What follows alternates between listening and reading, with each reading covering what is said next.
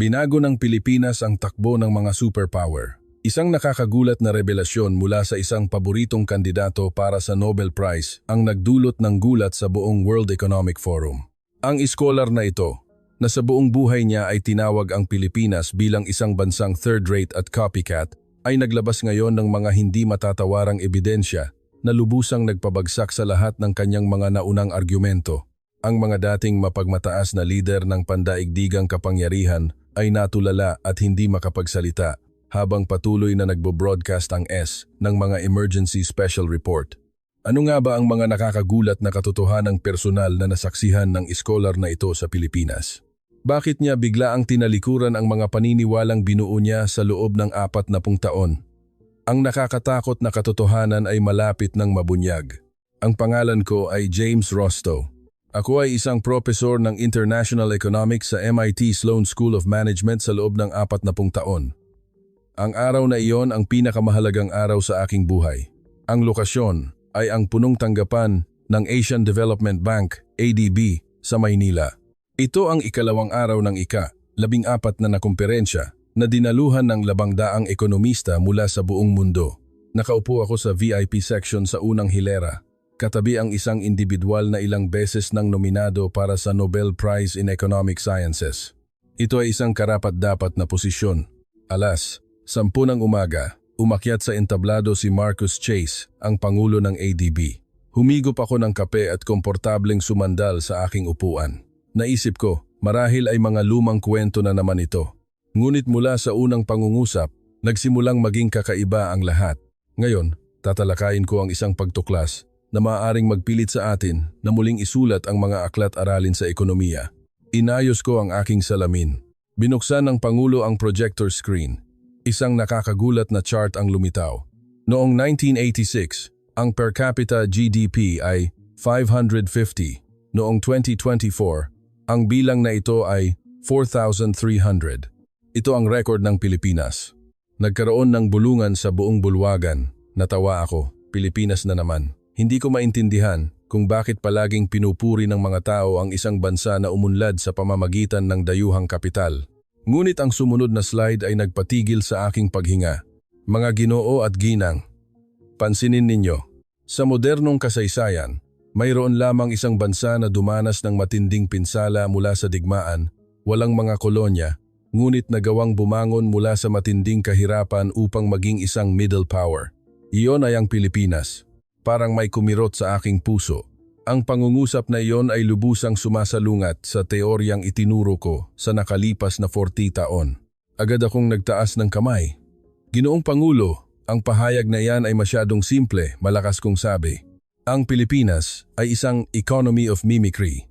Umunlad ito sa pamamagitan ng pagkopya at pag-assemble ng teknolohiya mula sa Estados Unidos at iba pang mauunlad na bansa. Tinitigan ako ng Pangulo, pagkatapos ay ngumiti.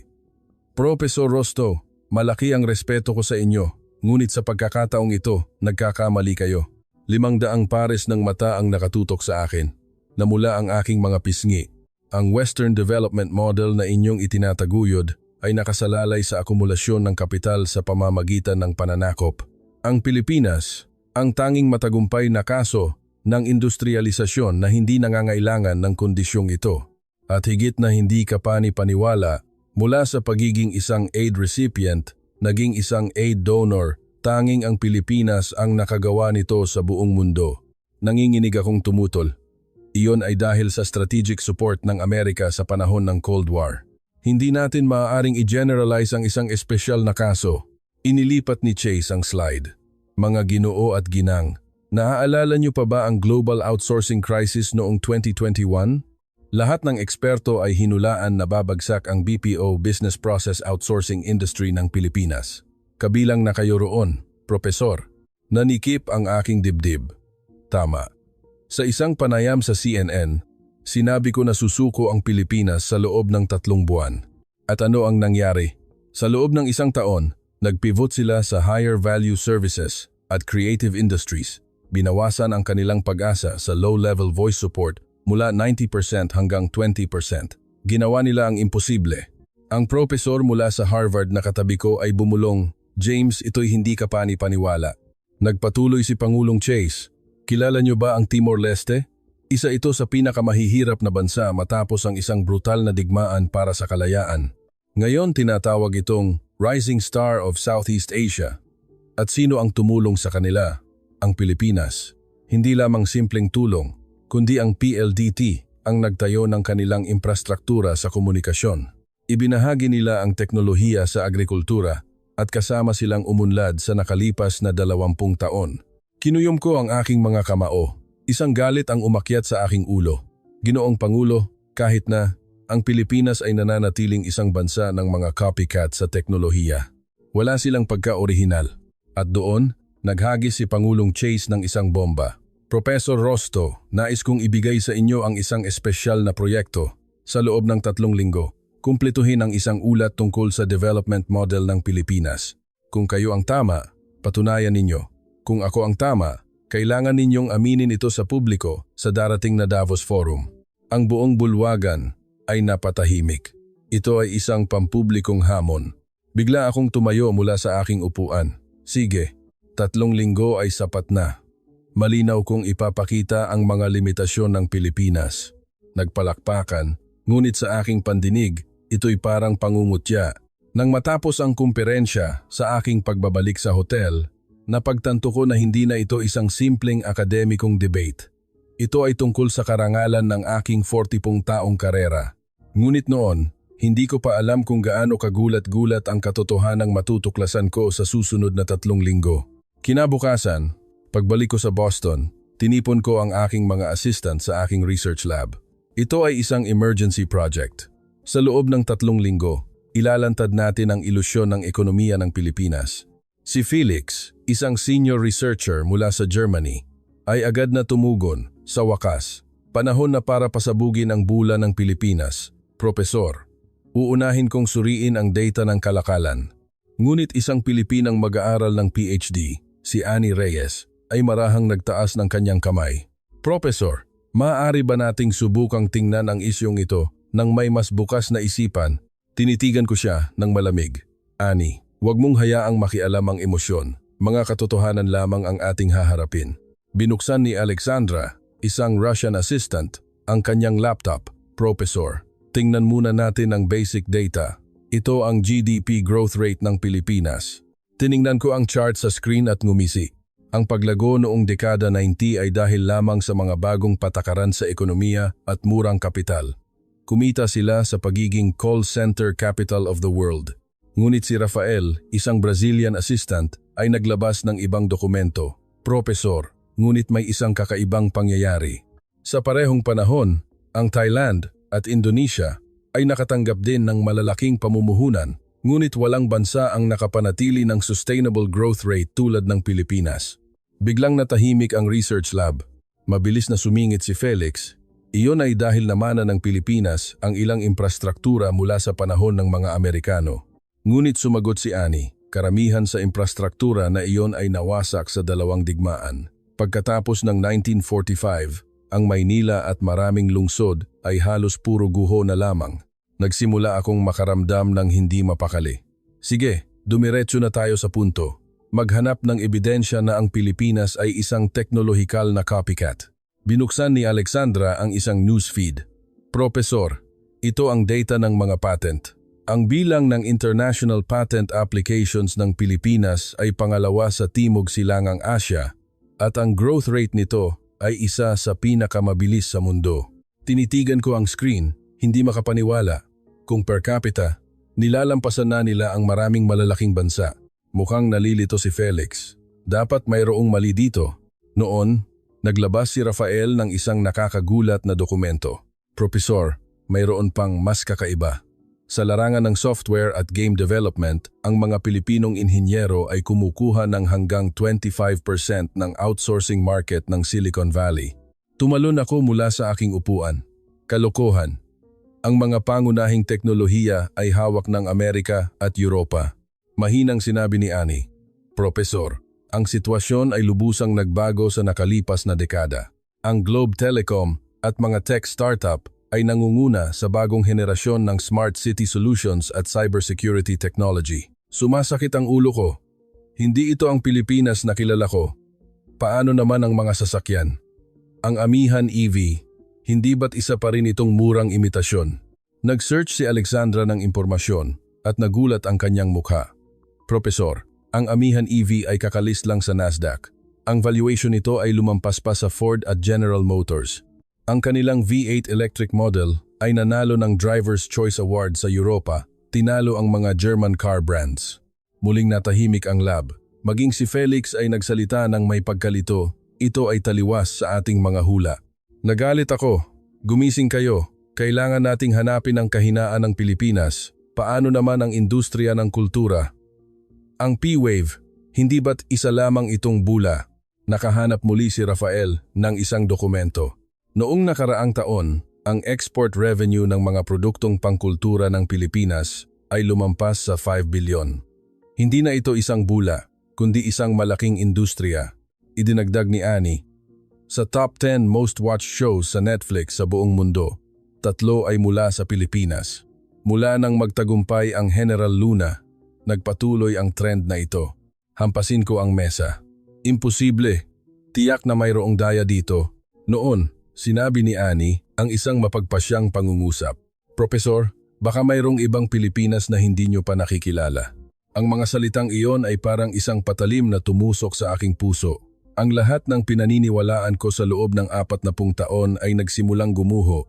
Mahinang nagtanong si Alexandra, Profesor, bakit hindi natin subukang unawain kung paano nakamit ng Pilipinas ang mga ito?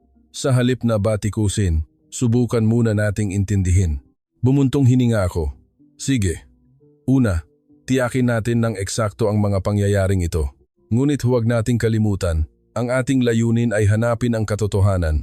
Ngunit ng gabing iyon, habang nag-iisa ako sa aking opisina, nakaramdam ako ng pagkabalisa. Paano kung ako talaga ang mali?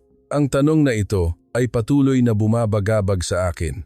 At ito ay simula pa lamang ng isang serye ng mga nakakagulat na pagtuklas. Nang gabing iyon, ang kaso ng Timor-Leste na binanggit ni Pangulong Chase ay patuloy na umiikot sa aking isipan. Paano tinulungan ng Pilipinas ang Timor-Leste? Hindi ako mapakali, kaya't nagpasya akong imbestigahan nang malalim ang kasong ito kinabukasan. Kinabukasan, maaga akong pumasok sa lab na may determinasyong imbestigahan ang Timor-Leste. Nakahanap si Alexandra ng isang ulat mula sa United Nations. Profesor, pagkatapos ng digmaan para sa kalayaan noong 2002, halos gumuho ang Timor-Leste. Ang kanilang GDP ay bumagsak ng 60%. Tumango ako. Siyempre, paano makakabangon ang ganoong bansa? Tiyak na dahil sa malawakang tulong mula sa kanluran. Ngunit nakahanap si Rafael ng isang hindi kapani-paniwalang dokumento. Profesor, kakaiba. Simula noong 2010, biglang sumigla ang ekonomiya ng Timor-Leste at ang kanilang pinakamalaking partner ay ang Pilipinas. Ano? Ang ipinakita sa screen ay nakakagulat. Ang ibinigay ng Pilipinas sa Timor-Leste ay hindi lamang simpleng pera.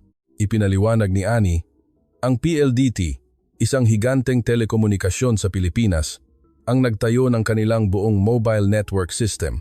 Mula sa isang bansang halos walang koneksyon, sa loob lamang ng 5 taon, naging isa sila sa mga nangungunang bansa sa Africa sa mobile coverage.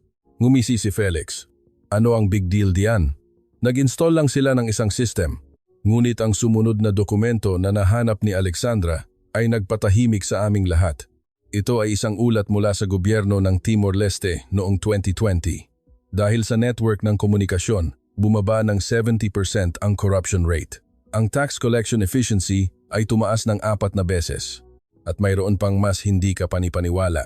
Hindi nagtayo ng mga pabrika ang mga kumpanyang Pilipino sa Timor-Leste, kundi nagtayo sila ng mga vocational training center. Sa loob ng 10 taon, nagsanay sila ng 50,000 technician sa agrikultura at telekomunikasyon.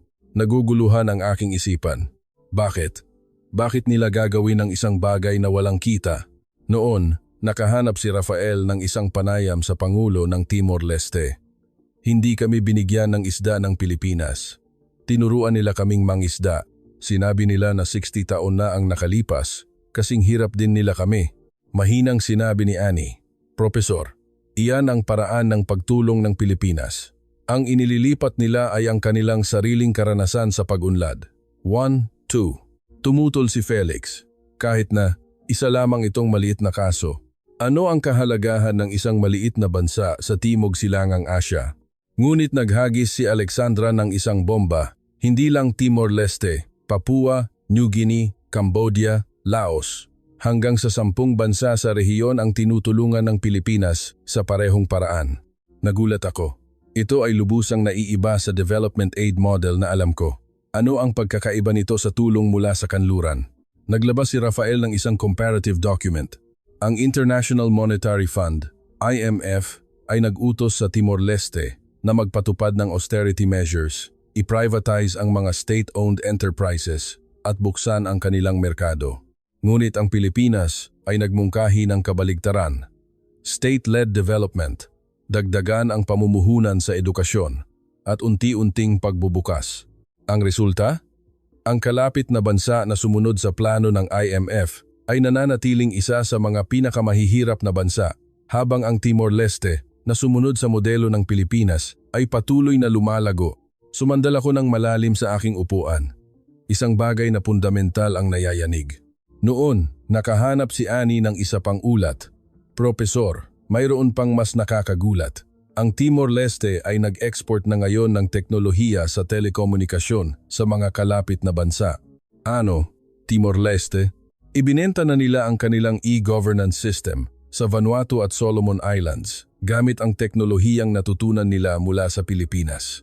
Walang masabi si Felix. Tumingin ako sa labas ng bintana. Ang skyline ng Boston ay mukhang malabo. Ano bang klasing bansa ang Pilipinas? Nag-summarize si Alexandra, Profesor, hindi ito simpleng tulong. Kinokopya at ginagaya ng Pilipinas ang sarili nilang matagumpay na DNA. Idinagdag ni Rafael, ang tanging bansang umangat ng hindi nangangailangan ng mga kolonya ay nagpapatunay ngayon na kaya rin itong gawin ng ibang mga bansa. Ayaw kong aminin, ngunit ito ay talagang pambihira, ngunit hindi pa sapat ito. Kailangan natin ng mas maraming ebidensya. Nagsuggest si Annie. Kung gayon, tingnan natin ang kanilang mga disaster relief activities. Ang kanilang overseas emergency rescue teams ay kilala. Nag-atubili akong tumango, ngunit nakaramdam ako ng kaba. Talaga bang hindi ko naintindihan ang Pilipinas sa loob ng putiong taon? Nang gabing iyon, hindi ako makatulog. Ang kaso ng Timor-Leste ay patuloy na bumabagabag sa akin. 3:00 ng madaling araw, bumalik ako sa lab at nagsimulang mag-search ng data tungkol sa 2018 Sulawesi earthquake and tsunami sa Indonesia. Ang unang resulta ng paghahanap ay nagpakita na mahigit 4,000 katao ang namatay. Isa ito sa pinakamatinding natural na sakuna sa kasaysayan ng sangkatauhan. Naalala ko ang panahong iyon. Ang mga nakakatakot na eksena ay yumanig sa buong mundo. Ngunit nang basahin ko ang sumunod na ulat, nagulat ako.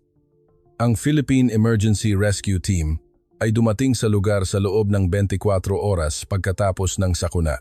24 oras? Nasa kabila lamang ng Celebes Sea.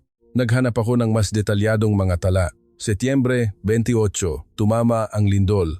Setyembre 29, 10 ng umaga, 2 barko ng Philippine Navy ang dumating sa Palu Port. Dala ang 100 rescue personnel, 30 medical staff, at 50 toneladang relief goods.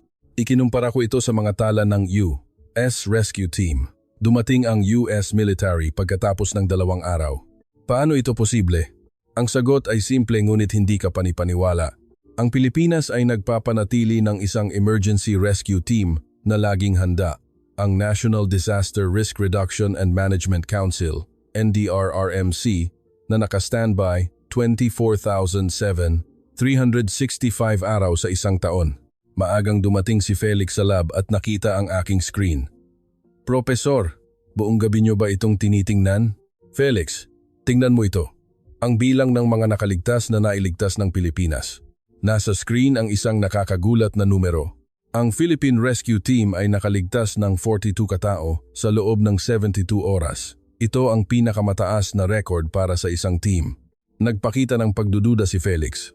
Tiyak na swerte lang iyan. Ngunit ang sumunod na dokumento na nahanap ko ay nagpabago ng kanyang isip. Ito ay isang video ng live report mula sa CNN. Isang Amerikanong reporter ang tuwang-tuwang nagsabi, hindi ka pani-paniwala. Kaka-rescue lang ng Philippine team sa isang 4 na taong gulang na babae mula sa ilalim ng 7 metrong guho gamit ang modernong thermal sensing equipment. Sa video, maingat na inilabas ng mga Pilipinong rescuer ang bata. Ang mga lokal ay umiiyak at sumisigaw ng salamat. Sa Tagalog, dumating sina Annie at Alexandra. "Propesor, ang aga ninyo." Sabi ko, "Tingnan ninyo ito. Hindi ko inaasahan na ganito na pala kalakas ang disaster relief efforts ng Pilipinas." Nakahanap si Alexandra ng karagdagang data. "Propesor, mayroon pang mas nakakagulat. Hindi lang nagtapos sa rescue operations ang Pilipinas. Nanatili sila para tulungan ang Palu, na muling itayo sa loob ng 5 taon. 5 taon? Sumali si Rafael. Nagtayo sila ng 50 paaralan, 10 ospital at 200 kilometrong kalsada. Ang gobyerno at mga pribadong kumpanya ng Pilipinas ay parehong lumahok sa muling pagtatayo. Hindi ko maintindihan. Ano ang ginawa ng Indonesia para sa Pilipinas? Sumagot si Annie, "Wala gaanong." Ngunit sinabi ng mga Pilipino na pagkatapos ng digmaan, nakatanggap din sila ng tulong mula sa international community. Ngayon na ang panahon para suklian ito. Ngumisi si Felix, isang sentimental na dahilan. Ngunit ang sumunod na dokumento na nahanap ko ay nagpatahimik sa aming lahat. Itinalaga ng Pangulo ng Indonesia ang Pilipinas bilang isang comprehensive strategic partner na pumirma sa isang pangmatagalang kasunduan sa maritime security at rice trade. Ang seguridad sa dagat at pagkain ay dalawa sa mga isyu ng kaligtasan ng Indonesia. Kinuwenta ni Alexandra ang halaga ng kasunduan. Hindi bababa sa 20 bilyon, nagulat si Rafael. Nag-donate sila ng 1 bilyon sa loob ng 5 taon at nakakuha ng 20 bilyon na kontrata. Napagtanto ko, hindi ito simpleng sentimiento. Nagtayo sila ng isang asset na tinatawag na tiwala. Ngumiti si Annie. "Oo, Professor, tinatawag itong utang na loob ng mga Pilipino. Ito ay isang halaga na hindi masusukat ng pera." Naghanap ako ng isa pang kaso, ang lindol sa Turkey noong 2023. Dumating din sila sa loob ng 24 oras, dala ang 7 rescue dogs. Isang pattern ang nagsimulang lumitaw. Ang Pilipinas ay laging unang dumarating at huling umaalis. Maging si Felix ay kailangang aminin, ito ay talagang isang pare-parehong pagkilos. Sumandal ako sa aking upuan at bumuntong hininga. Pinag-aralan ko ang international politics sa loob ng 4 na taon at hindi pa ako nakakita ng ganitong bansa. Nag-summarize si Alexandra, "Profesor, marahil ang Pilipinas ay isang bansang laging naaalala ang tulong na natanggap nito at sinusuklian ito sa mas malaking paraan."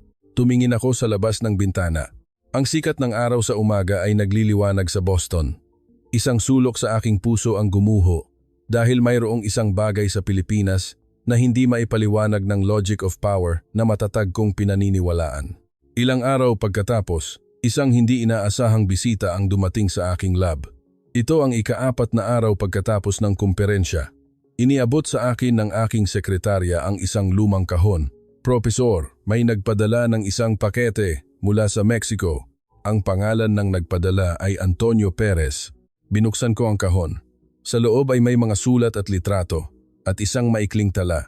"Profesor Rosto, narinig ko na pinag-aaralan ninyo ang Pilipinas. Sana makatulong ang kwento ng aking pamilya." Binuksan ko ang unang sulat na isinulat noong 1968. "Mahal kong Maria, nasa isang bansa ako na tinatawag na Pilipinas. Ang mga tao dito ay nawalan ng lahat dahil sa isang sakuna, ngunit hindi sila sumusuko. Kakaiba, patuloy silang nagpapasalamat sa aming mga doktor mula sa Mexico." Ang sumulat ay ang lolo ni Antonio, isang doktor mula sa Mexico na nagboluntaryo sa Pilipinas sa panahon ng isang krisis. Ang ikalawang sulat ay mas nakakagulat. "Maria, isang hindi kapani-paniwalang bagay ang nangyari. Isang payat na Pilipinang ina ang nagdala ng isang kumpol ng saging sa aming field hospital. Sinabi niya na nagugutom ang kanyang pamilya, ngunit ito ay para magpasalamat sa amin. Hindi ko ito malilimutan habang buhay." Sa litrato, mayroong isang batang doktor mula sa Mexico at mga lokal na nakangiti sa isang nayon na winasak ng bagyo. Dahan-dahang pumasok si Annie. "Profesor, ano po ang tinitingnan ninyo?" Sabi ko. "Mga sulat mula sa isang boluntaryo mula sa Mexico. Isang kwento mula sa mahigit 10 taon na ang nakalipas." Binuksan ko ang ikatlong sulat mula ito noong dekada 90. "Itay, hindi ka panipaniwala, ngunit nagpadala ang gobyerno ng Pilipinas ng isang imbitasyon. Inaanyayahan nila ang lahat ng dating voluntaryo at kanilang mga pamilya na bumisita sa Pilipinas. Sila ang nagbayad ng lahat ng aming airfare at hotel expenses. Ang ika-4 na sulat ay mula noong 2015. Lolo, nasa dormitoryo ako ng University of the Philippines College of Medicine. Nag-aaral ako ng medisina sa ilalim ng scholarship mula sa gobyerno ng Pilipinas. Ang bansang tinulungan mo, 50 taon na ang nakalipas, ay tumutulong na ngayon sa akin. Namangha ako. Isang kwento na sumaklaw sa 3 henerasyon. Nakahanap si Alexandra ng kaugnay na impormasyon. Professor, ito ang mga dokumento mula sa Philippine-Mexico Friendship Association. Ang mga pangalan at kontribusyon ng lahat ng 1,100 voluntaryong Meksikano ay naitala. 3, 4, 5, 6. Lahat sila, at bawat taon, nag-aalok sila ng 10 scholarship sa kanilang mga apo. Nagpapatuloy na ito sa loob ng 30 taon. Kinwenta ni Felix, ibig sabihin, 1,000 tao na ang nakinabang. Nakahanap si Rafael ng karagdagang impormasyon. At mas nakakagulat pa ang ginagawa ng mga estudyanteng ito pagbalik nila sa Mexico. Naging mga doktor, inhinyero at propesor sila isang tulay sa pagitan ng Pilipinas at Mexico. 4, 5, 6. Ang huling sulat ay isinulat noong nakaraang taon ni Antonio mismo. Professor Rosto, apo ako ng aking lolo. Salamat sa scholarship ng gobyerno ng Pilipinas, nag-aral ako sa Maynila at ngayon ay nagtatrabaho sa Ministry of Health ng Mexico. Noong nakaraang taon, sa panahon ng pandemya ng COVID, ang mga rapid test kit na donasyon ng Pilipinas ay nakapagligtas ng libu-libong buhay sa aming bansa. Ang sulat ay nagtapos ng ganito, Profesor, ang Pilipinas ay isang bansang naaalala pa rin ang tulong mula sa 50 taon na ang nakalipas. Ito ay isang penomenon na hindi maipaliwanag ng economic logic, ngunit ito ang tunay na Pilipinas. Ibinaba ko ang mga sulat at nanahimik ng matagal. Sinabi ni Annie, Professor, hindi lang Mexico, ang Amerika, Japan, South Korea lahat ng bansang tumulong sa Pilipinas, nakatanggap sila ng parehong paggalang. 7, 8, 9. Ipinakita sa akin ni Alexandra ang isang video. Ito ay noong nakaraang taon sa araw ng mga veterano sa Pilipinas. Isang unta na taong gulang na veteranong Koreano na nakaupo sa isang wheelchair at lumuhod ang Pangulo ng Pilipinas sa harap niya. Sinasabing, salamat sa pagtulong ninyo sa amin na ipagtanggol ang aming tahanan. Tumulo ang luha sa mukha ng matandang veterano. Ang aking kabataan ay nabigyan ng karampatang gantimpala. Masaya ako na ang Pilipinas ay naging isang napakalakas na bansa. Maging si Felix ay tila na antig. Ito ay talagang espesyal. Nag-summarize si Rafael, Professor. Ang Pilipinas ay isang bansang hindi kailanman nakakalimot sa utang na loob. Sinusuklian nila ang kabutihang iyon sa loob ng maraming henerasyon. Muli kong kinuha ang sulat ni Antonio. Isang phenomenon na hindi maipaliwanag ng economic logic. Tama. Ito ay isang bagay na hindi maintindihan ng teoryang itinuro ko sa nakalipas na 40 taon. Nang gabing iyon, isinulat ko sa aking talaarawan. Ngayon, nakita ko ang isang bagay na wala sa mga numero at chart. Tila nakita ko ang kaluluwa ng bansang Pilipinas. Sa labas ng bintana, kumikinang ang mga ilaw ng gabi sa Boston. Ngunit ang aking isipan ay lumilipad pabalik sa isang lugar ng sakuna sa Pilipinas, 50 taon na ang nakalipas. Napagtanto ko na hanggang ngayon, ang nakikita ko lamang ay ang panlabas na anyo ng Pilipinas. Ilang araw pagkatapos, nakatanggap ako ng imbitasyon mula sa Harvard University Asian Economic Symposium. Si Professor Kenji Tanaka ng National University of Singapore ay magbibigay ng isang mahalagang talumpati. Matapos magkaroon ng mas malalim na pag-unawa sa Pilipinas, naging interesado ako kung ano ang kanyang magiging mapanirang pananaw. Isang linggo pagkatapos, dumalo ako sa Asian Economic Symposium sa Harvard Faculty Club.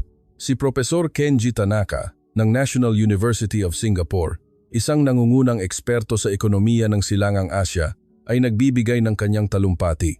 Ang Singapore ang makina ng ekonomiya ng Asya. At ang Pilipinas, sila ay nananatiling isang assembly plant lamang na umaasa sa ating supply chain. Nagtawanan ang mga manonood. Kung isang linggo lang ang nakalipas, baka tumawa rin ako. Sa oras ng pahinga, lumapit sa akin si Professor Tanaka. Victor, kumusta ang proyekto mula sa ADB? Nailantad mo na ba ang ilusyon ng Pilipinas? Nagatubili akong sumagot, Kenji. mas komplikado ang sitwasyon kaysa sa inaasahan ko. Ngumisi si Tanaka. Komplikado? Hindi mo ba naaalala ang nangyari noong 2021 nang maputol ang global supply chains? Nilimitahan namin ang pag-export ng ilang mahahalagang bahagi. Iyon ang buhay ng industriya ng Pilipinas, lalo na sa BPO. Humigop ng red wine si Tanaka at nagpatuloy, inaasahan ng buong mundo na susuko ang Pilipinas. Mismong ikaw ay nagsabi nito sa CNN. Tama, sinabi ko na susuko ang Pilipinas sa loob ng 3 buwan. Ngunit ano ang nangyari? Winagayway ni Tanaka ang kanyang kamay. Pansamantalang swerte lang iyon. Mayroon silang mga inventaryo. Ang tunay na teknolohiya ay hawak pa rin ng Singapore at iba pang bansa. Noon, lumapit si Annie at huminto. Mukha siyang mas may tiwala sa sarili ngayon. Marahil matapos basahin ang mga sulat tungkol sa Mexico, mas lumakas ang kanyang pagmamalaki sa Pilipinas. Paumanhin, ngunit tila hindi iyan ang katotohanan. Tinitigan siya ni Tanaka ng malamig. Sino ka? Ako si Annie Reyes, isang PhD student sa MIT. Pinag-aaralan ko ang industriya ng BPO at tech ng Pilipinas. Isang Pilipina. Huwag mong hayaang makialam ang emosyon. Inilabas ni Annie ang kanyang tablet. Hindi ito emosyon, kundi data. Pagsapit ng 2023, ang pag-asa ng Pilipinas sa mga low-end na serbisyo ay bumaba sa 15%. 10, 11, 12, 13, 14. Namula ang mukha ni Tanaka. Imposible. Ang ganitong teknolohikal na pag-angat ay inaabot ng 20 taon sa ibang bansa. Paano ito nagawa ng Pilipinas sa loob ng 1 taon? Ang Globe Telecom ay nag-localize ng kanilang mga solusyon sa infrastruktura ng telekomunikasyon habang ang mga startup ay nakipagsosyo sa mga kumpanyang Amerikano upang bumuo ng mga 5G-enabled na serbisyo. Nagulat ako. Ito ang unang pagkakataon na nakita ko si Annie na ganito kalakas ang loob. Sarkastikong sinabi ni Tanaka, mga imitasyon lamang. Paano maikukumpara ang kalidad sa mga produkto mula sa Singapore? Kalmadong sumagot si Annie. Noong nakaraang taon, ganap nang inalis ng Samsung ang mga supplier mula sa Singapore sa kanilang listahan ng pagbili para sa kanilang mga pabrika sa Pilipinas dahil mas maganda ang kalidad ng mga produktong Pilipino. Nagsimulang magtipo ng mga tao sa paligid. Tinaasan ni Tanaka ang kanyang boses. Ngunit ang pangunahing teknolohiya ay pag-aari pa rin ng Singapore. Professor, alam niyo ba ang tungkol sa generative AI? Ang large language model ng Pilipinas na tinatawag na Maya AI ay kaka-launch lang at direktang nakikipagkompetensya sa mga modelo mula sa Singapore. Ito ang unang teknolohiyang binuo ng Pilipinas. Walang masabi si Tanaka. Sumingit ako, Kenji. Kailangan nating aminin ang dapat aminin. Nagbago na ang Pilipinas. Tinitigan ako ni Tanaka.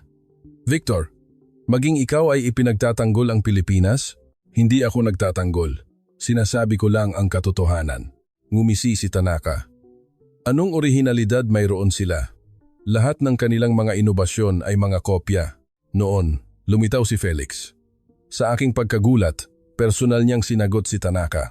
Nakita mo ba ang bilang ng international patent applications noong nakaraang taon? Nilampasan na ng Pilipinas ang maraming malalaking bansa sa rehiyon. Nanginginig na sinabi ni Tanaka. Ano ang kahalagahan ng bilang ng mga patent? Ang kalidad ang problema. Sumali rin si Alexandra. Sa bilang ng mga akademikong papel na inilathala sa mga journal tulad ng Nature at Science, nilampasan na rin sila ng Pilipinas. Malakas na inilapag ni Tanaka ang kanyang baso ng alak sa mesa. Ang Pilipinas ay palaging magiging second rate. Kung walang Singapore, wala silang magagawa. Inihagis ni Annie ang huling salita. Profesor, sa merkado ng Amerika, ang benta ng mga dekuryenteng sasakyan ng Amihan EV ay mas mataas kaysa sa mga tatak ng sasakyan mula sa Singapore. Umalis si Tanaka nang walang imik. Tiningnan ko si Annie. Matapang ka, ngunit hindi ba't sobra na yon? Ngumiti si Annie. Profesor, laging kailangang labanan ng Pilipinas ang ganitong uri ng prejudice. Pagod na kami. Nang gabing iyon, muli kong inimbestigahan ang tunay na resulta ng 2021 outsourcing crisis. Nakakagulat talaga. Ginawang oportunidad ng Pilipinas ang krisis, habang ang mga kumpanya sa Singapore ay dumanas ng pagkalugi. Marahil, lubusan kong hindi naintindihan ang Pilipinas. Pagkatapos ng debate kay Professor Tanaka, nagpasya akong pag-aralan ng malalim ang 2021 outsourcing crisis. Sa database sa basement ng library ng MIT, nahanap ko ang lahat ng artikulo mula sa panahong iyon. Global outsourcing chain, disrupted. Philippine BPO, industry at a standstill. Philippines faces its biggest economic crisis. Lahat ng media ay hinulaan na mabibigo ang Pilipinas. Ganoon din ako, hinulaan ng Bloomberg na titigil sa operasyon ang mga call center sa loob ng 3 buwan. Isinulat ng The Economist na malapit nang sumuko ang Pilipinas. Ngunit 1 taon pagkatapos, ang nilalaman ng mga artikulo ay ganap na kabaligtaran. Pilipinas, matagumpay sa pag-shift sa high-value services. Mga dayuhang kumpanya, nalugi sa pagkawala ng merkado sa Pilipinas. Paglipat ng BPO mula sa India patungo sa Pilipinas, nagsimula. Ano nga ba ang nangyari sa loob ng 1 taon na iyon? Nakahanap si Alexandra ng isang ulat mula sa gobyerno ng Pilipinas. Profesor, ito marahil ang susi. Agad na nagtayo ang gobyerno ng Pilipinas ng isang pondo na nagkakahalaga ng 5 bilyon. 5 bilyon? Oo. At bumuo sila ng isang Special Steering Committee na nagpapatakbo 24,007 na personal na pinamumunuan ng Pangulo. Idinagdag ni Rafael, at mas hindi ka pa ni paniwala, ang mga kumpanyang Pilipino, kahit na magkakalaban, ay nagbahaginan ng teknolohiya.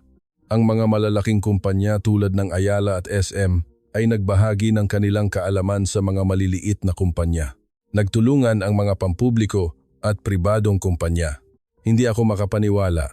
Magkakalaban na nagbabahagi ng teknolohiya? Sa Amerika, imposible iyan. Ipinaliwanag ni Annie. Sa harap ng krisis, nagkakaisa ang mga Pilipino. Tinatawag itong bayanihan spirit. 15, 16, 17, 18. Nakahanap si Felix ng isang partikular na kaso. Mayroong isang maliit na kumpanya na tinatawag na Anak Pawis Tech. Sila ay dalubhasa sa pagbuo ng mga mobile games, ngunit bigla silang nakatanggap ng malaking suporta mula sa gobyerno at malalaking kumpanya. Ang resulta, sa loob ng 6 na buwan, matagumpay silang nakabuo ng isang platform para sa AI-driven customer service. Ito ay isang trabaho na aabutin ng 10 taon para sa isang kumpanya sa India. Habang mas malalim akong nag-iimbestiga, mas maraming katotohanan ang aking natuklasan. Ang mga Pilipinong siyentipiko ay nagtrabaho araw at gabi. Maging ang mga retiradong inhinyero ay bumalik sa trabaho. Sabi nila, ito ay parang isang digmaan. Nakahanap si Alexandra ng isang video ng panayam. Sinabi ng isang Pilipinong inhinyero, minamaliit nila kami. Ngunit kami ay isang lahi na nagtagumpay sa 2 digmaan para sa kalayaan. Ano ang hamon na ito? Shijiao, nakahanap din ako ng impormasyon tungkol sa panahon ng People Power Revolution. Noong 1986, nang harapin ng Pilipinas ang bingit ng pagbagsak ng ekonomiya, kusang loob na nag-ambag ang mga mamamayan ng kanilang mga yaman upang itayo ang bansa. Kusang loob na nag-ambag ang mga mamamayan? Tumango si Annie. Oo, isinakripisyo nila ang lahat para sa hinaharap. Dahil dito, sa loob lamang ng 20 taon, nakaahon ang Pilipinas mula sa kahirapan. Ito ay isang kwentong wala sa mga aklat-aralin sa ekonomiya. Bumalik si Rafael sa paksa ng 2021. Profesor, ang resulta ay matagumpay na nakapag-shift ang Pilipinas sa mga high-value services. Ngayon, nag-export pa sila. Nag-export? Oo. Ang mga kumpanya sa India at Vietnam ay bumibili ng mga software solutions mula sa Pilipinas dahil mas mura at mas maganda ang kalidad kaysa sa mga produkto mula sa Singapore. Ipinakita sa akin ni Felix ang resulta ng operasyon ng mga kumpanya sa Singapore. Maraming kumpanya ng BPO sa Singapore ang dumaranas ng matinding pagkalugi dahil nawala sa kanila ang kanilang pinakamalaking kliyente, ang mga kumpanyang dati nang nag-outsource sa Pilipinas. Bumuntong hininga ako. Sila ang gumawa ng sarili nilang libingan. Noon, itinuro ni Annie ang isang mahalagang punto. Profesor, iyan ang katangian ng Pilipinas. Ang kakayahang gawing oportunidad ang krisis. Habang mas ginigipit sila, mas lalo silang lumalakas. Nag-summarize si Alexandra, digmaan, trade embargo, krisis sa ekonomiya. Sa bawat pagkakataon, mas lalo silang lumalakas. Isinulat ko ang pangungusap na iyon sa aking notebook. Philippine Anti-Fragility. Habang mas tinatamaan sila ng gulo, mas lalo silang tumitibay. Nang gabing iyon, nagpadala ako ng email kay Professor Tanaka. Kenji, Marahil kailangan nating muling tingnan ang Pilipinas. Sila ay isang bansang lubos na naiiba sa ating inaakala. Walang sagot.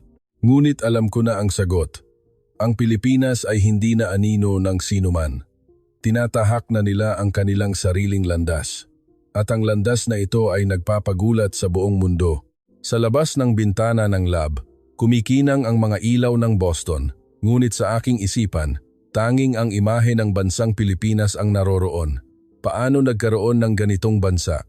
Napagtanto ko na ang sagot na hinahanap ko ay wala sa mga teorya ng ekonomiya, kundi sa diwa ng mga mamamayang Pilipino. Pagsapit ng ika-10 araw, ibinaling ko ang aking investigasyon sa industriya ng kultura. Ngumisi si Felix. Ang P-Wave? Ito ay isang pansamantalang uso lamang, parang popcorn. Ngunit ang data na aming nahanap ay lubos na naiiba. Noong 2023, umabot sa 5 bilyon ang kita mula sa pag-export ng mga produktong pangkultura ng Pilipinas. Popcorn ba ito? Nagulat si Felix. 5 bilyon? Nakahanap si Alexandra ng isang comparative data. Professor, ang bilang na ito ay katumbas ng 1/4 ng kita mula sa pag-export ng mga pelikula ng Bollywood mula sa isang maliit na bansa tulad ng Pilipinas. At mas nakakagulat pa ang bilis ng paglago. Noong 2016, nagpataw ang China ng isang hindi opisyal na pagbabawal sa kultura ng Pilipinas.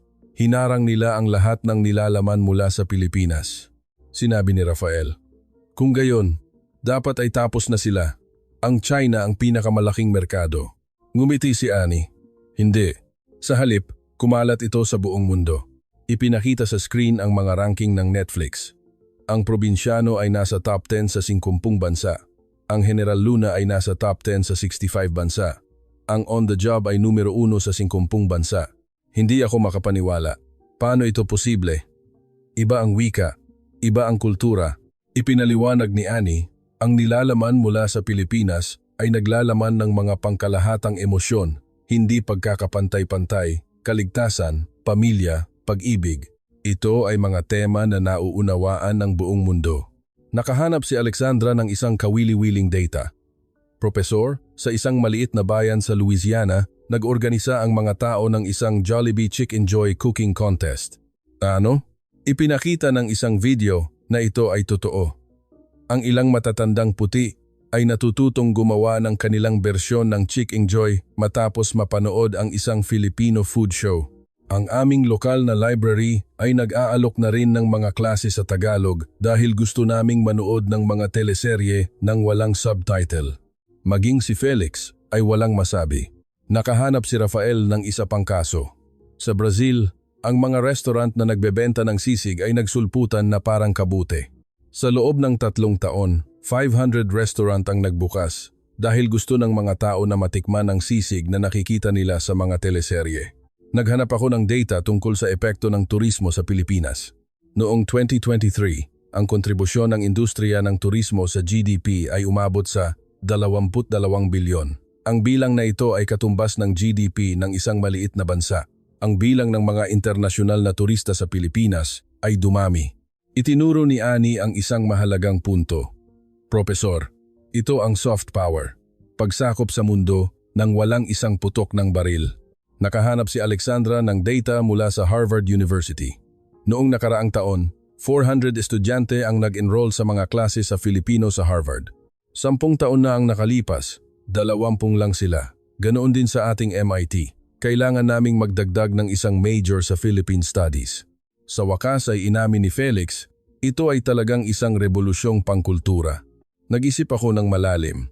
Kung pinamunuan ng Roma ang mundo sa pamamagitan ng lakas, ng Britanya sa pamamagitan ng industriya at ng Amerika sa pamamagitan ng ekonomiya, kung gayon, sinasakop ng Pilipinas ang mga puso ng mundo sa pamamagitan ng kultura. Naglabas si Rafael ng isang napakahalagang data. Professor, noong nakaraang taon, tinanggal ng China ang pagbabawal. Bakit? Dahil gumagamit ang mga kabataang Chino ng mga VPN para manood ng nilalaman mula sa Pilipinas, kaya't wala nang saysay ang pagharang. Idinagdag ni Annie, ang pang-aapi ay nagtulak sa kultura ng Pilipinas sa buong mundo. Salamat sa pagharang ng China. Natawa ako. Tulad ng supply chain crisis, ang cultural ban ng China ay nag-backfire. Nang gabing iyon, Sa unang pagkakataon, nanood ako ng isang pelikulang Pilipino. Ito ay ang General Luna. Pinanood ko ito hanggang 3:00 ng madaling araw, hindi makahinto. Ang pagkukuwento ay napakahusay, kaya pala nababaliw ang buong mundo dito. Kinabukasan, sa lab, inamin ko. Ako rin ay nadala na ng alon na ito. Nagtawanan silang lahat. Sinabi ni Annie, "Profesor, ngayon pa lang kayo nagsisimulang makita ang tunay na Pilipinas." Sa Lunes ng 2nd linggo, inimbestigahan ko ang industriya ng dekuryenteng sasakyan at baterya. May kumpiyansang sinabi ni Felix, "Sa baterya, ang China ang hari. Ang CATL ang numero 1 sa mundo." Ngunit ang data na nahanap ni Alexandra ay iba. Profesor, sa teknolohiya, nangunguna ang Sinag Energy. Kahit na sila ay isang startup, hawak na nila ang pinaka-advanced na teknolohiya sa baterya na kumukuha ng 50% ng merkado para sa high-performance batteries. High-performance batteries? Ito ang uri ng baterya na ginagamit ng Tesla, BMW at Mercedes-Benz. Kahit na mas mahal kaysa sa mga produktong Chino, pinipili pa rin nila ang mga produktong Pilipino. Nakahanap si Rafael ng isang partikular na kaso. Ang Tesla Model 3 ay gumagamit ng mga baterya ng Sinag Energy, ang Volkswagen ID.4 ay gumagamit ng mga baterya ng Sinag Energy.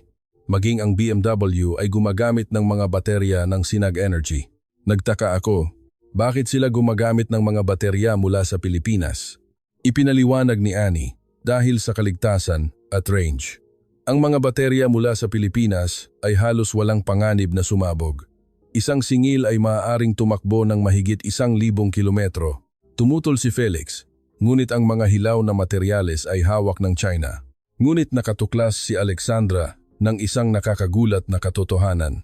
Ang mga kumpanyang Pilipino ay naglakbay sa buong mundo upang tiyakin ang supply ng hilaw na materyales. Direkta silang namuhunan sa mga minahan ng lithium sa Chile, mga minahan ng nickel sa Australia, at mga minahan ng cobalt sa Congo. Pumirma rin sila ng isang espesyal na partnership sa Indonesia. Ang relasyong binuo mula sa tulong sa panahon ng tsunami sa Sulawesi ay nagbunga dito. Humanga ako. Lahat ay magkakaugnay. Ipinakita sa akin ni Rafael ang teknolohiya ng hinaharap. Alam niyo ba ang tungkol sa solid-state batteries? Tinatawag itong baterya ng hinaharap. Matagumpay na nakagawa ang Sinag Energy ng unang cylindrical version sa mundo. 5 minutong singil para sa 800 kilometrong biyahe. Ito ang magpapabago sa laro, nagulat si Felix. 5 minutong singil para sa 800 kilometro. May pagmamalaking sinabi ni Annie, "Oo, malapit na itong i-commercialize. 2 taon na, mas maaga kaysa sa Toyota." Nag-isip ako ng malalim. Hawak ng Pilipinas ang puso ng transportasyon sa hinaharap. Nag-summarize si Alexandra. Sa panahon ng mga dekuryenteng sasakyan, ang mga baterya ay tulad ng langis noon. At ang Pilipinas ang nangunguna sa larong ito. Noon, nakahanap si Rafael ng isang nakakagulat na balita. "Profesor, nakikipagnegosasyon ang Apple para sa isang eksklusibong kontrata sa Sinag Energy para sa mga baterya ng kanilang dekuryenteng sasakyan." Ang Apple Car? Oh, maging ang isang nangungunang kumpanya sa buong mundo tulad ng Apple ay hindi makakagawa ng dekuryenteng sasakyan kung walang mga baterya mula sa Pilipinas. Natawa ako. Maging ang isang pandaigdigang kumpanya tulad ng Apple ay kailangang umasa sa Pilipinas. Seryosong sinabi ni Annie, "Profesor, ngayon, wala nang bansang maaaring maliitin ang Pilipinas. Ayaw lang nilang aminin. Apan ba?" Nang hapong iyon, inimbestigahan ko ang amihan EV. Ang V8 ay maaaring ma-charge hanggang 80% sa loob ng 18 minuto. Ang V9 ay umaabot mula 0 hanggang 100 kilometers sa loob lamang ng 2.5 segundo. Ang customer satisfaction para sa mga dekuryenteng sasakyan ng Pilipinas sa Amerika ay nasa tuktok. Tinalo pa ang mga German car brands. Tinalo ang mga German cars? 10 taon na ang nakalipas, ito ay hindi maiisip. Sa wakas ay ganap ng inamin ni Felix. Ang Pilipinas ay talagang naging ibang bansa na. Tumango ako. Habang abala tayo sa ating mga prejudice, naghahanda na pala ang Pilipinas para sa hinaharap. Sa pagtatapos ng 2nd linggo, halos sigurado na ako na tama si Pangulong Chase. Gayunpaman, habang nag-iipon ang lahat ng ebidensyang ito, isang malaking bagyo ang namumuo sa aking kalooban. Narinig ko ang tunog ng pagguho ng aking 40 taong paniniwala. Biyernes ng gabi sa ikalawang linggo, nag-iisa akong naiwan sa lab. Ang aking mesa ay puno ng mga datos na nakalap sa loob ng 2 linggo. Nasa screen ang listahan ng mga artikulong isinulat ko sa loob ng 40 taon. Ang kahigitan ng Western Development Model, ang kaugnayan ng karanasan sa kolonyalismo at paglago ng ekonomiya, ang mga limitasyon ng mga umuunlad na bansa, at ang teorya ng pag-asa. Iyon ang mga nagawa ko sa buong buhay ko. Ngunit ngayon, pakiramdam ko ay mali ang lahat. Tumingin ako sa labas ng bintana. Ang tanawin ng gabi sa Boston ay napakatahimik. Ang campus ng MIT ay tahimik din. Mali ba ang lahat ng itinuro ko sa aking mga estudyante sa loob ng 40 taon? Sumasakit ang ulo ko. Nagsalin ako ng isang baso ng whiskey. Kinuha ko ang isang lumang libro mula sa estante. Ito ang aking unang libro na isinulat noong 1985, The Fate of Developing Nations, Why They Remain Poor. Binuklat ko ang unang pahina. Imposible para sa isang mahirap na bansa na maging isang mayamang bansa. Pinatunayan na ito ng kasaysayan. Ang mga salitang isinulat ko mismo ay parang isang patalim na tumusok sa aking puso. Noon, tumunog ang aking telepono, ang aking asawa. Mahal, nasa lab ka na naman. Ganyan ba kahirap ang proyektong ito? Amy, lahat ng aking mga dating paniniwala ay nayayanig. Anong nangyari? Isang bansang nagngangalang Pilipinas ang sumisira sa lahat ng aking mga teorya. Nanahimik sandali ang aking asawa, pagkatapos ay nagsalita, Victor, palagi mong hinahanap ang katotohanan. Ang pag-amin na ikaw ay mali ay isang uri rin ng katapangan. Pagkatapos ibaba ang telepono, muli kong tiningnan ang mga datos. 1986, ang per capita GDP ng Pilipinas ay 550, 2024.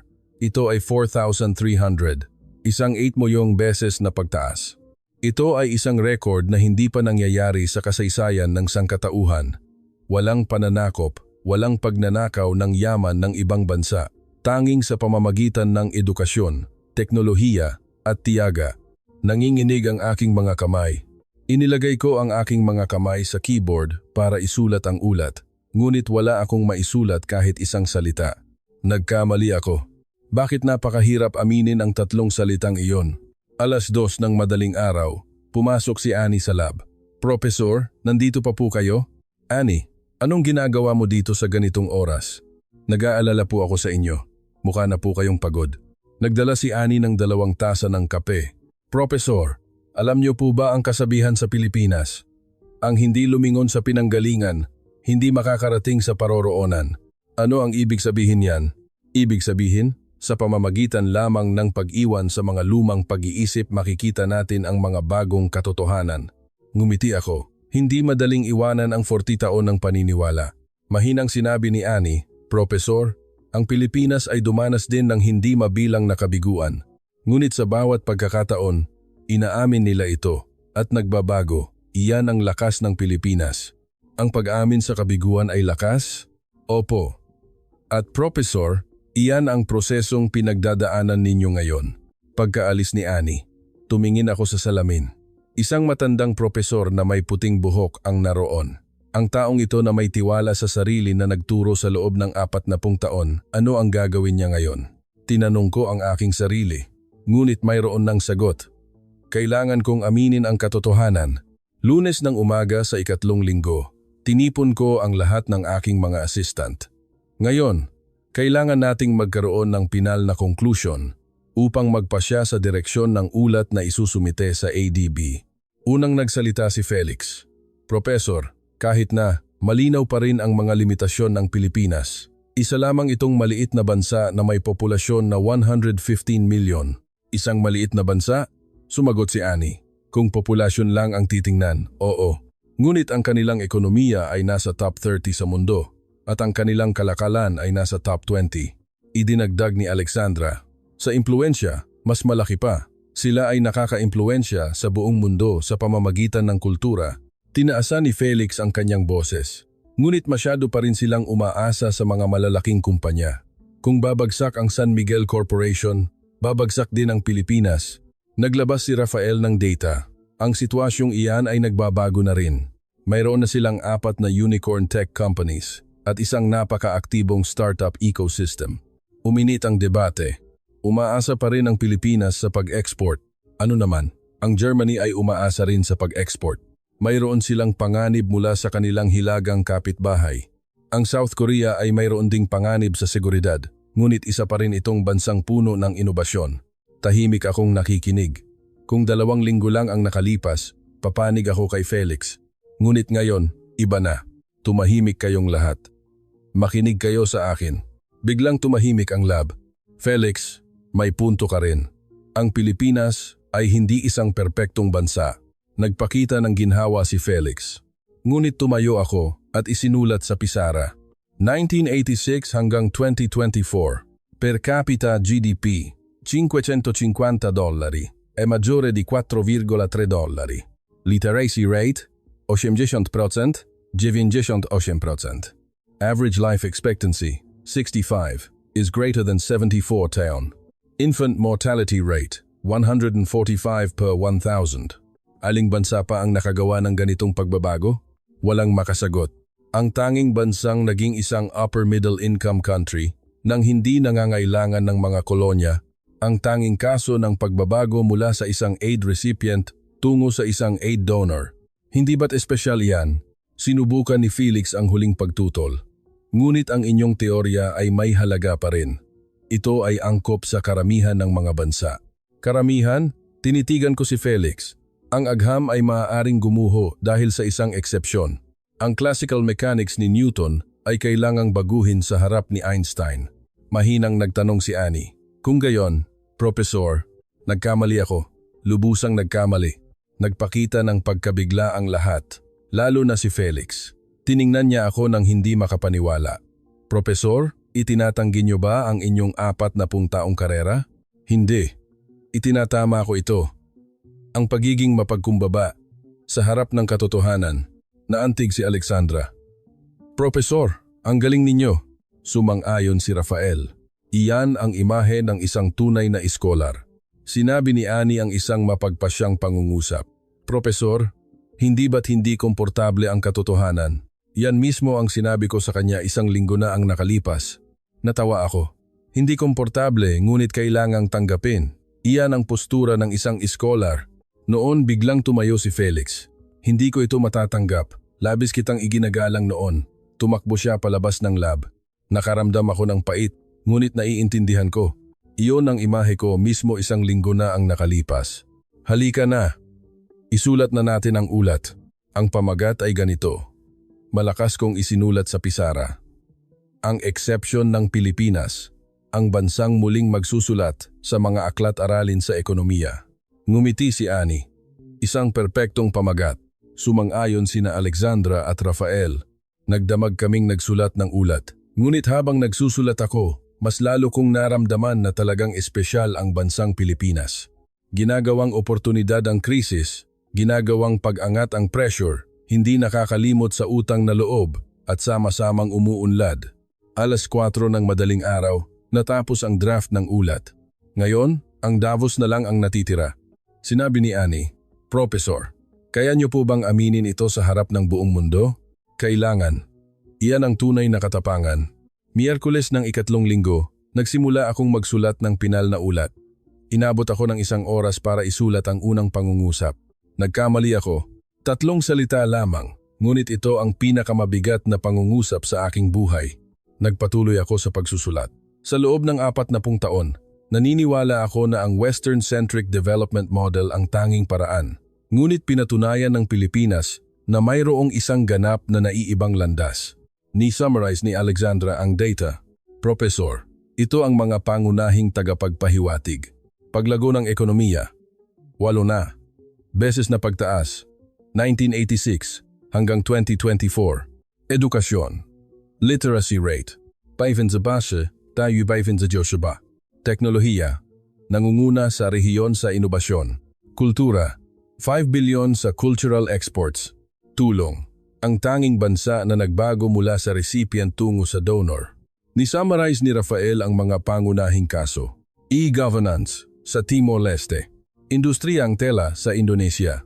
Muling pagtatayo sa Indonesia. Suporta sa mga dating voluntaryo mula sa Mexico. Itinuro ni Annie ang mga pangunahing punto. ang mga katangian ng modelo ng Pilipinas. Unahin ang pamumuhunan sa edukasyon. Gawing oportunidad ang krisis. Kultura ng utang na loob. Pagsusumikap para sa teknolohikal na kasarinlan. Soft power at kultura. Isinulat ko sa ulat. Ang Pilipinas ay isang bansa na umunlad ng hindi nangangailangan ng kolonyal na pagsasamantala, ng walang pagnanakaw, sa pamamagitan lamang ng human resources at determinasyon. Hindi ito maipaliwanag ng mga kasalukuyang teorya sa ekonomiya. Isinulat ko ang conclusion. Ang Asian Development Bank at ang IMF ay dapat muling suriin ang kanilang mga modelo ng suporta para sa mga umuunlad na bansa. Dapat tayong lumikha ng isang bagong modelo ng pag-unlad batay sa karanasan ng Pilipinas. Ang huling pangungusap ang pinakamahirap. Ako, si Victor Rosto, ay inaamin na ang aking pananaliksik sa buong buhay ko ay hindi kumpleto at natutunan ko ito mula sa isang bansang nagngangalang Pilipinas. Mapagkumbaba, ngunit may pagmamalaki. Nang matapos ko ito, nanginginig ang aking mga kamay. Inalo ako ni Annie. Profesor, napakatapang ninyo. Mas mabuti ng huli kaysa hindi kailanman. Sa wakas, nakita ko ang katotohanan. Nagtanong si Alexandra, Profesor, ipapakita niyo po ba talaga ito sa Davos? Kailangang malaman ng buong mundo. Nag-aalala si Rafael. Malaki ang magiging backlash mula sa academic community. Walang problema. Ang katotohanan ang mananaig sa huli. Nang gabing iyon, ipinadala ko ang ulat sa ADB. Ang pinal na pamagat ay ang eksepsyon ng Pilipinas, isang bagong modelo ng pag-unlad. Ang subtitle ay ang pagsisisi at pagtuklas ng isang ekonomista. Sa sandaling pinindot ko ang send button, ang 40 taon ng aking buhay ay nag-flash na parang isang pelikula. Ngunit hindi ako nagsisisi. Kahit huli na, nahanap ko ang katotohanan. 3 araw pagkatapos, sa main hall ng World Economic Forum sa Davos, Switzerland, puno ang mga upuan. 2,000 manonood, mga pinuno ng estado, mga CEO ng kumpanya, mga Nobel laureate ay nakatingin sa akin. Nakatayo ako sa backstage, naghihintay, puno ng pawis ang aking mga kamay. Lumapit ang Pangulo ng ADB, si Marcus Chase. Profesor Rosto, nabasa ko ang ulat. Kamangha-mangha, tama ba kayo? Kayo ang tama. Ang pagbabago ng 40 taon ng paniniwala ay hindi kayang gawin ng lahat. Ipinakilala ako ng host. At ngayon, isang espesyal na talumpati mula kay Professor Victor Rosto ng MIT. Sa gitna ng palakpakan, umakyat ako sa entablado. Sa unang hilera, nakaupo si Professor Tanaka na may mapanuyang ekspresyon. Huminga ako ng malalim at sinimulan ang aking unang pangungusap. Nagkamali ako. Biglang tumahimik ang buong bulwagan. Isang hindi inaasahang simula. Sa aking 40 taong karera sa pagtuturo ng ekonomiya, palagi akong naniniwala na ang Western model ang tanging sagot na kailangan ang mga kolonya upang yumaman. Na ang mga mahihirap na bansa ay mananatiling mahirap magpakailanman. Nagbulungan ang mga manonood. Ngunit isang bansang nagngangalang Pilipinas ang lubusang sumira sa aking mga teorya. Ipinakita ko ang isang chart sa screen. 1986. Per capita GDP ay 550, 2024, ito ay 4,300, isang 8 beses na pagtaas. Ito ay isang record na hindi pa nangyayari sa kasaysayan ng sangkatauhan.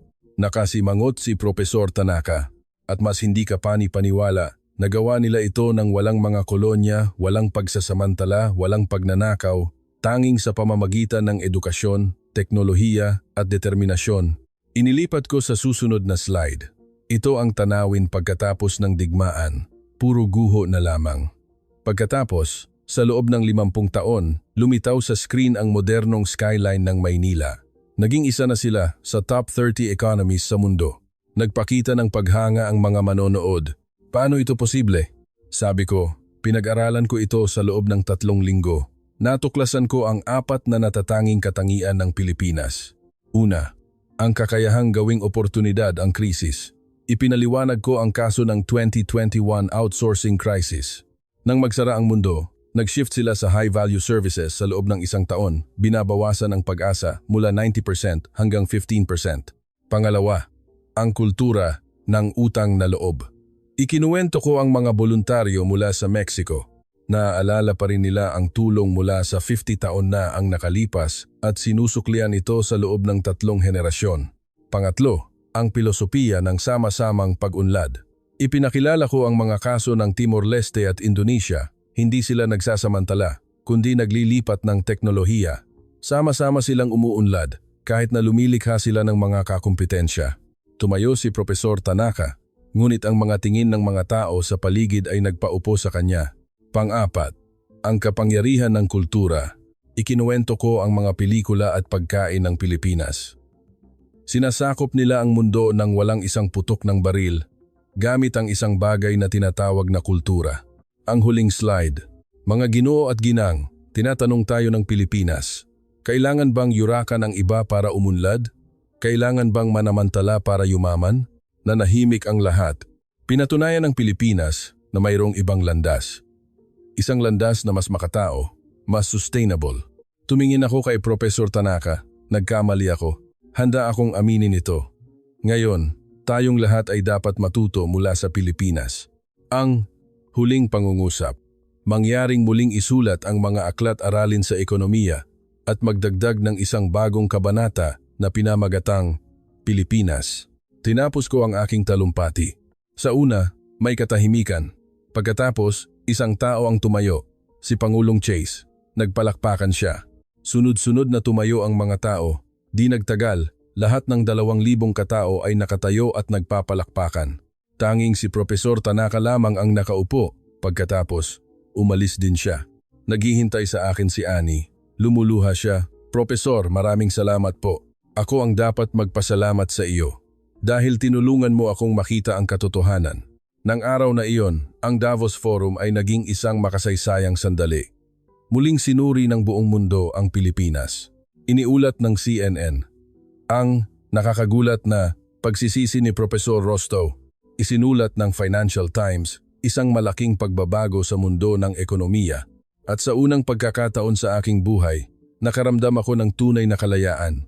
Ang pagiging mapagkumbaba sa harap ng katotohanan, iyan ang tunay na katapangan. Pagkabalik mula sa Davos, ang aking silid-aralan sa MIT ay ganap na nagbago. Ang unang klase sa International Economics, isang 300 upuang silid-aralan, ay napuno ng 500 estudyante. Ang mga estudyante ay nakatayo sa mga pasilyo. Mga kaklase, simula ngayon, mag-aaral tayo ng isang bagong uri ng ekonomiya. Malakas kong isinulat sa pisara, ang modelo ng Pilipinas, isang bagong teorya ng paglago ng ekonomiya. Isang estudyante ang nagtaas ng kamay. Profesor, iiwanan nyo.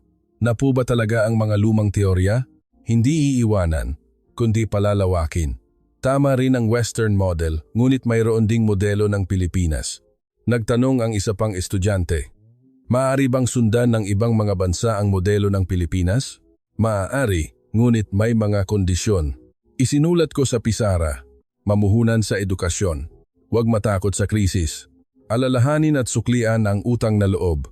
Sama-samang pag-unlad. Hindi ito madali, ngunit hindi imposible. Pagkatapos ng klase, lumapit sa akin si Felix. Profesor, paumanhin. Masyado akong makitid ang isip. Walang problema. Ganyan din ako dati. Gusto ko na rin ngayong pag-aralan ang Pilipinas. Mabuti. Sama-sama tayong lumikha ng isang bagong uri ng ekonomiya. Ang reaksyon mula sa academic community ay napakainit din. Ang Harvard, Oxford, Sorbonne, mga universidad sa buong mundo ay nagbukas ng mga kurso sa Philippine Studies. Nakipag-ugnayan din sa akin ang Nobel Prize Committee. Profesor Rostow, mangyaring ipagpatuloy ang inyong pananaliksik sa modelo ng Pilipinas. Ito ay isang napakahalagang pagtuklas. 3 taon na ang lumipas. Ako ay nasa 70s na, ngunit nakatayo pa rin sa podium.